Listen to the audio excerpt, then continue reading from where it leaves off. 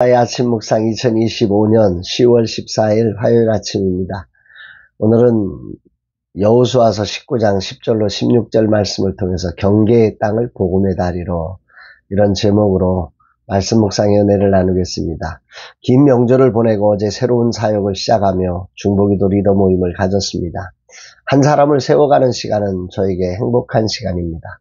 모든 족속을 제를 삼아 아버지와 아들과 성령의 이름으로 세례를 베푸고 내가 너에게 분부한 모든 것을 가르쳐 지키게 하라는 주님의 명령에 순종해서 꿈을 꾸는 시간이기에 그렇습니다. 오늘도 중보기도 세미나 6번째 시간이 있고 리더 모임과 회의가 있습니다. 그래서 오늘도 행복한 꿈을 꾸며 모든 시간 주님의 마음으로 한 분 한 분 세워가는 하나님의 시간이 되기를 겸손히 두 손 모아 기도합니다. 오늘 본문에는 스불론 지파의 제비 뽑아 나눈 땅 분배에 대한 내용이 기록되어서 나오고 있죠. 이 스불론 지파의 땅 분배에 주목되는 구절이 16절입니다. 스불론 자손이 그들의 가족대로 받은 기업은 이 성읍들과 그 마을들이었더라. 여기 그 성읍들과 그 마을들이었더라 라고 하는 표현은 23절에도 나오고 31절에도 나오고 39절에도 나오고 48절 계속해서 반복되어다는, 완전히 동일합니다. 그러니까 7지파의 땅 분배 과정이 하나님의 공평하신 분배로 이루어진 것임을 드러내고 있는 그런 장면입니다. 이들이 분배받은 땅은 사릿이라고 하는 곳에 시작해서 서쪽으로 말라알라, 답베셋, 용느암, 동쪽으로는 긴느롯, 이 갈릴리 근처까지 이루어진 거죠. 그러니까 스불론 지파는 남쪽으로는 이사갈 지파와 경계에 있고 서쪽으로는 아셀 지파와 접해 있는 그 이스라엘 평야 북쪽과 해안 갈릴리 사이의 그 내륙 고원 지역이라고 보면 되고요. 훗날 비아마리스라고 하는 무역로와서 무역로에 해당되는 그 지역이라서 경제적으로 매우 유리한 지역이 되는 지역입니다. 이들은 이사갈과 연합해서 북부 지역의 경제 문화적 중심 역할을 감당하기도 했던 곳이지요. 여기서 우리가 주목해야 될 부분은 스불론 지파를 향한 야곱의 예언입니다. 창세기 49장 13절에 보면 스불론은 해변에 거주하리니 그곳은 뱀에는 해변이라 그의 경계가 시돈까지 리로다, 이렇게 나오는 거죠. 시돈은 오늘날 레바논 남부의 해안 도시, 지금 지명으로는 사이다라고 하는 지역입니다. 스불론 지파가 받은 땅과는 꽤 먼 지역이거든요. 그러나 그 지역이 무역로를 차지하고 있기에 이들의 무역 활동이 그곳까지 이른다, 이렇게 일반적으로 주석가들은 해석을 하고 있습니다.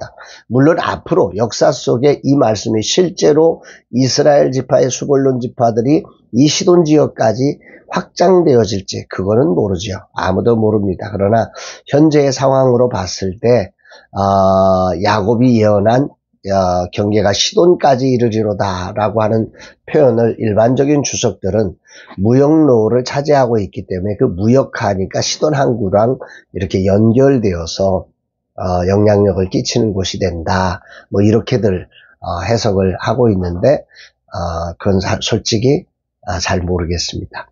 특히 이 지역은 이사야 선지자를 통해서도 예언이 되었는데 이 부분이 중요합니다.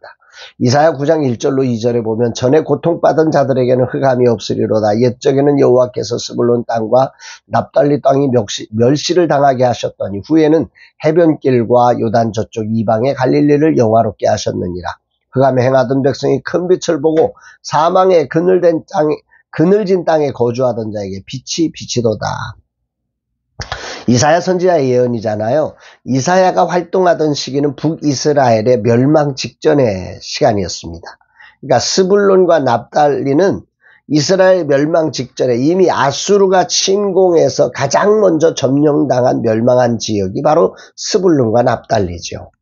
그래서 정말 수많은 수모와 멸시를 당한 땅이고 침략과 포로, 절망을 상징하는 땅이 되지요.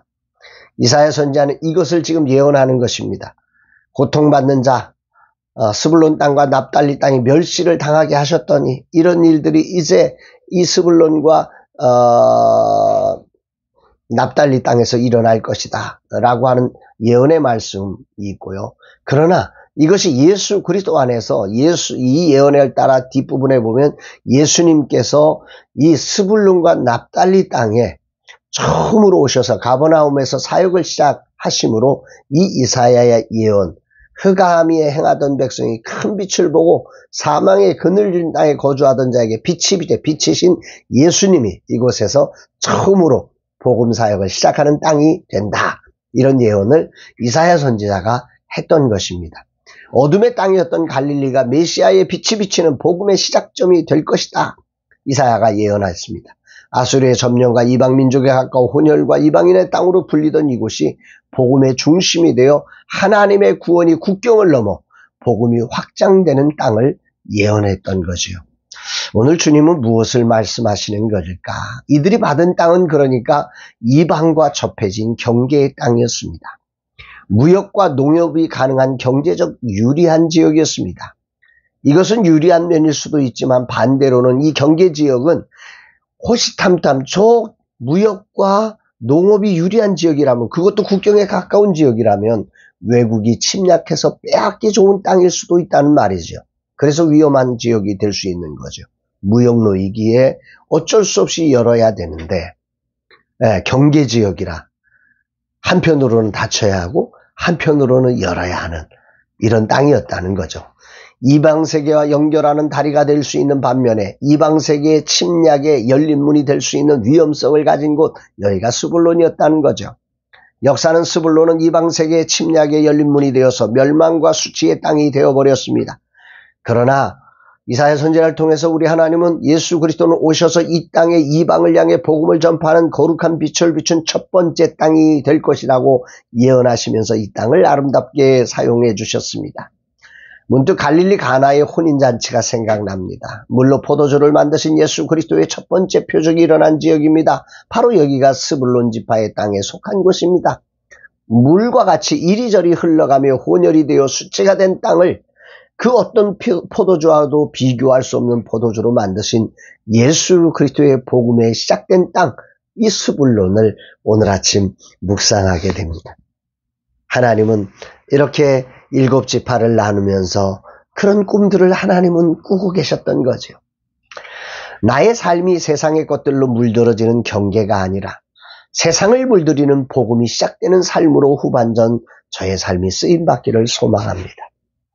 세상을 경계하느라 복음을 건너지 못하는 어리석은 자로 끝나지 않기를 소망합니다. 오히려 세상의 경계선에서 오직 주님의 물로 포도주를 만드신 능력에 잇대어 주님을 증거하는 자가 되기를 소망해 봅니다. 주님이 이 종에게 주어진 사명이 이방의 것들로 물들여지지 않고 복음 전파의 다리가 되게 하옵소서. 물로 포도주를 바꾸신 그 놀라운 일이 나로부터 시작되게 하옵소서 고백합니다. 사랑하는 여러분, 우리는 살아가는 삶이 무엇이냐면 어쩌면 경계선에 있는 세상과 만나야 하는, 그리스도인이 된다는 것은 세상과 만나는 경계선에 서는 자입니다. 하나님께 속한 자로 세상을 만나서 세상에 보냄받은 자이니까 세상을 만나야 하는 것입니다. 우리는 하나님께 속하였지만 세상은 악한 자에게 속한 것이라고 성경은 말씀하고 있지 않습니까? 그 경계의 땅을 살아가는 우리가 어떻게 살아갈 것이냐, 이 경계를 지켜내는 것이 우리의 주안점이 되어서는 안 되는 거죠. 또 반대로 세상에 물들어가면 더더욱 안 되는 거지요. 이 경계선은 복음을 건네는 다리가 되어야 합니다. 복음이 증거되는, 복음의 영향력이 세상을 향하여 비춰내는 거룩한 다리로서 우리가 살아가야 함을 이 스불론 땅을 묵상하면서 생각하게 됩니다. 사랑하는 여러분, 오늘 여러분은 어떤 삶이십니까? 경계의 땅으로, 그 경계의 땅만을 지키고 있는 그런 모습입니까? 아니면 그 경계의 땅에서 세상의 문화 속에 점령되어지고 흡수되어지고 그렇게 세상처럼 이방의 땅 갈릴리로처럼 정말로 쓸모없는 땅으로 변모해 가고 계십니까? 아니면 예수 그리스도 안에서 복음을 건네는 땅, 복음을 확장시키는 땅, 정말 가나의 혼인잔치를 만드는 거룩한 하나님의 능력이 경험되는 땅으로 만들어내고 있으십니까? 오늘 우리의 땅 스불론을 어떻게 만들어갈지 주님은 우리에게 묻고 계시는 것 같습니다. 사랑합니다, 여러분.